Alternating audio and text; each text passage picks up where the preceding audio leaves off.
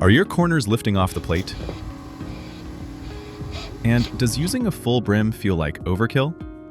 There is a smarter fix. Engineering filaments like ABS, ASA, and PC shrink significantly as they cool. That shrinkage creates internal stress, and sharp corners, pointed tips, and small contact points are where that stress concentrates first. The result? Corners lift, prints fail. Brim ears are small, disc-shaped adhesion patches, placed only at the exact corners where lifting is most likely to start. Bambu Studio can auto-generate ears by analyzing your model's first layer contour and detecting sharp corners. Two parameters control this: max angle, how sharp a corner must be to receive an ear, and detection radius, which sets sensitivity. A smaller detection radius finds more corners, a larger one finds fewer. You can also place ears manually.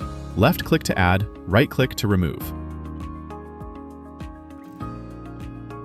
In the Prepare tab, select your object and click the Brim Ears icon in the top toolbar. When prompted, click Set Brim Type to Painted. This is required. Ears will not generate without it.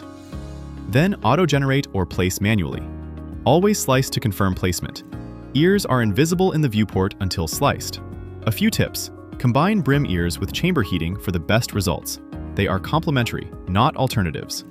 On X1 or P1 series without active heating, preheat the bed for 15 minutes before printing to passively raise chamber temperature first. And use the engineering plate with glue for high-temperature materials. This improves adhesion while also making the removal of the prints easier. Bed adhesion, chamber temperature, and brim ears all working together gives you the highest chance of a successful print.